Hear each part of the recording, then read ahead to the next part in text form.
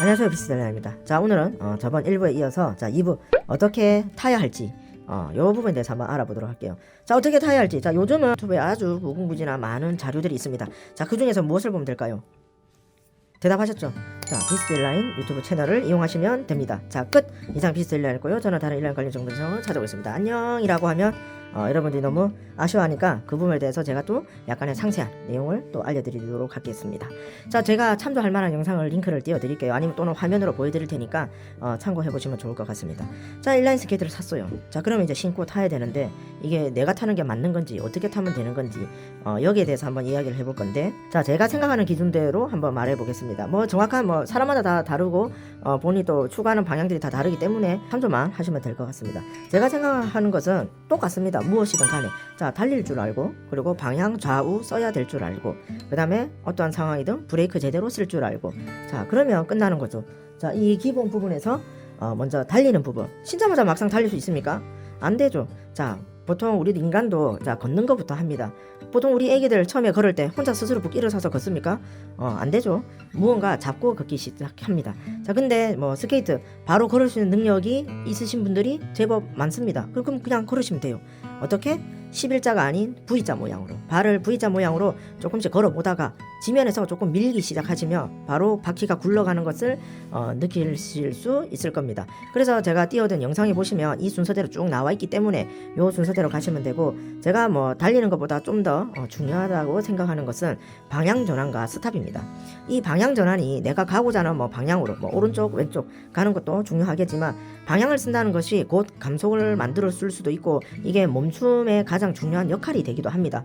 몸을 그대로 돌려내 버리면 내가 어느 영역 이상, 위험한 영역 이상 내가 가지 않고 이제 회피죠. 이것도 일종의 그런 개념으로 볼 수도 있고, 거기에 따라서 브레이크 동작까지 확실히 가미된다면 정말 인라인의 기본적인 그런 중요한 스킬을 익혔다고 보셔도 될 것 같습니다. 그래서 T 브레이크 꼭 필수로 꼭 하셔야 되고요. 그 다음에 좀 더 나가서는 이제 파워 브레이크 정도까지는 좀 연습을 하셔서 해주면 좋을 것 같아요. 그러다 너무 어렵게 느끼면 꼭 안 하셔도 되겠지만, 어쨌든 T 브레이크는 꼭 하셔야 됩니다. 그리고 방향 전환 좌측 우측 쓰기 위해서는, 자, 우리 슬라롬 동작에서 이제 피시 동작이 있죠. 두 발을 콘 장애물을 좌우로 이렇게 피하는 피시 동작이 있는데, 요거 그렇게 어렵지 않게 하실 수 있습니다. 그 다음에 이제 무릎의 업다운, 보통 보면 무릎이 펴지신 분들이 많아요. 무릎을 뻗썩 펴가지고 이렇게 로봇 마냥 타시는 분들이 많죠. 무릎을 좀 다운업을 좀 주셔야 되는데, 요런 동작은 자, 항아리 동작처럼 이렇게 무릎을 업다운 하면서 요 동작을 하시면 되겠습니다. 그래서 요런 것들을 기반으로 인라인 기본 스킬을 익히신다면 스케이트 능력을 빨리 오르는데 도움이 될 것 같습니다. 그리고 두 번째는 자, 인라인 스케이트를 주에 한 번 타면서 왜 나는 빨리 안 늘지? 이미 그 생각이 잘못된 겁니다. 운동신경이 좋은 분은 제가 배제를 할 겁니다. 운동신경이 좋은 분은 자다가 일날 신경도 알아서 잘 하겠죠. 근데 그런 분들 말고 아주 그냥 지극히 평범하거나 그 평범의 이하이신 분들을 보신다면 주에 솔직히 많이 탈수록 좋아요. 많이 탈수록 좋고, 대개는 제가 추천하는 초기에는 한 주에 두세 번 정도는 시간 내서 타시면 좋을 것 같습니다. 평일에 한두 번, 주말에 한두 번, 이런 식으로 본인의 계획을 맞추셔서 30분이 되던 1시간이 되던 30분도 좋아요. 보통 그렇죠. 타러 갈까 말까 고민을 하죠. 가봐야 내가 한 30분밖에 못 하겠는데, 그 30분이 나중에 본인에게 얼마나 실력 상승을 일으킬 수 있는 시간인지 초반에는 모르실 겁니다. 처음에는 스케이트를 자주 신어주고, 물론 귀찮겠죠. 이렇게 끈 풀고 쪼고 버클하고 요런 것들 손에 익히시면 나중에 솔직히 그냥 당연스레 하게 됩니다. 그렇게 하게 되고, 그리고 30분이라도 스케이트와 내 발, 내 몸 전체 균형 감각들이 자주 연습을 시켜주면 우리 몸도 결국에는 기억을 하게 됩니다. 그래서 자주 타라, 쉽게 얘기해서 그런 거고. 그리고 보시다 제가 한 번씩 보면 발 통증에 대해서 이야기하시는 분들이 상당히 많아요. 근데 물론 제 생각이긴 한데 정말로 진짜 아파 죽을 만큼 아프면 안 되겠죠. 안 되지만 스케이트라는 것 자체가 발이 솔직히 편할 수는 없잖아요. 자, 여기 신발이 있다 한번 생각해 볼게요. 신발 딱 놔두고 스케이트 딱 놔두고 솔직히 뭐가 편하겠습니까?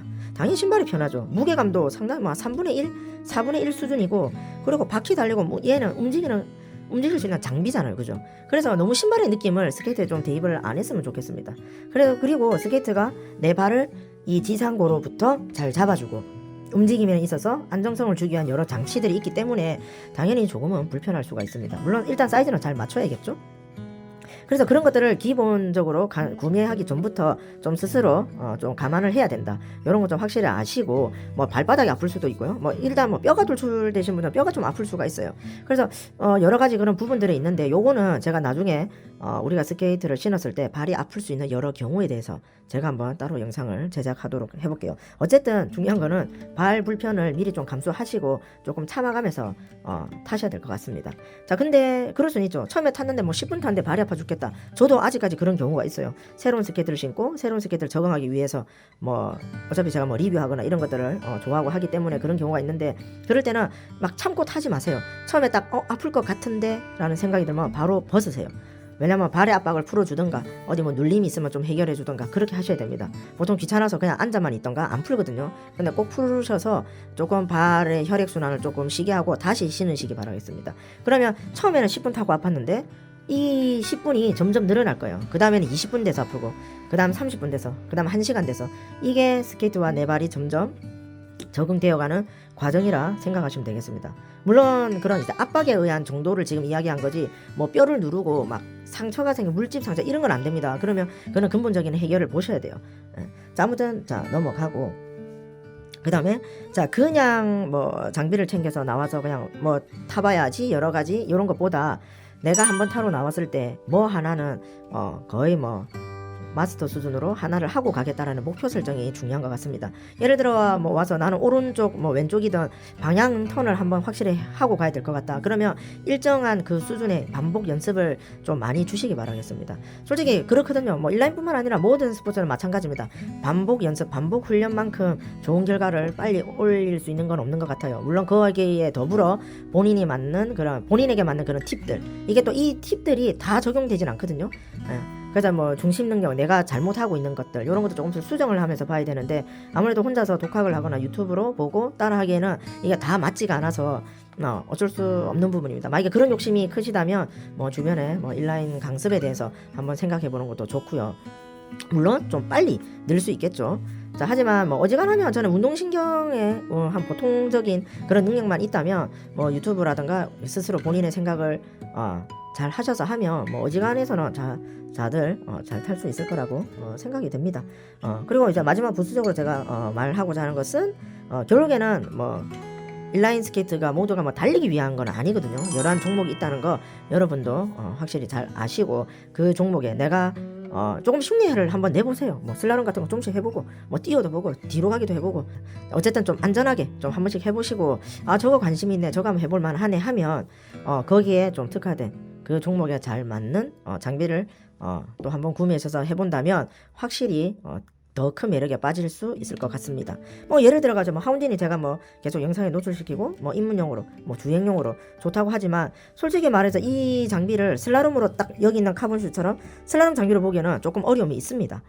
확실히 이제 이 하드 부츠에서 오는 그런 발의 불편감이 조금 있을 수도 있고, 카본 슈즈 대비한 이 큰 부츠, 하드 부츠가 조금 이렇게 안에 속부츠랑 분리되는 형태다 보니까 좀 큼직하게 나와요. 이러다 보니까 발의 궤적을 짧게 쓰고 좁은 간격 속에서 콘을 피해야 되는 그런 부분에서는 조금 버겁죠. 거기에 따라서 약간 긴 프레임 이런 것들도 뭐 기본 동작을 할 수 있겠지만 좀 전문적이고 막 좀 이런 자세 기술력을 요하는 그런 슬라롬까지는 조금 어려울 수는 있습니다. 물론 세팅을 하고 하면 할 수 있지만, 내가 정말 좀 특화된 장비로 조금 편하게 할 건지 아니면 불편하게 할 건지의 차이입니다. 물론 제가 제 기준으로 봐도 두 개 다 신으면 하긴 해요. 근데 하운디는 하면 불편해요. 이건 어쩔 수 없는 사실이죠. 왜? 프레임 길고 휠도 큰데 안 그렇습니까? 그래가지고 여러분들이 그런 정보를 좀 잘 걸러 들을 수 있는 좀 그런 부분도 있으면 좋겠습니다. 아무래도 뭐 주변에서 뭐 알아보면 뭐 여러 글들이 많아요. 인라인 관련 정보에서 이렇다 저렇다. 근데 사람마다 그 이야기들이 다 다르죠. 그러니까 그 다름을 어떤 게 좀 나한테 좀 받아들이고 잘 걸려야 되는 부분도 제가 볼 때는 필요할 것 같네요. 자, 이상 좀 이것도 영상이 좀 많이 길었는데 이번 1부, 2부에 이어서 우리 인라인 스케이트 입문에 필요한 그런 좀 퀵 가이드 형태로 중요한 부분만 한번 다뤄서 이야기를 해봤습니다. 자, 이제 봄이 점점 다가오고 있습니다. 여러분들 안전하게 인라인 스케이팅 즐겁게 하시고, 또 저는 다른 인라인 관련 정보 영상으로 찾아오겠습니다. 안녕.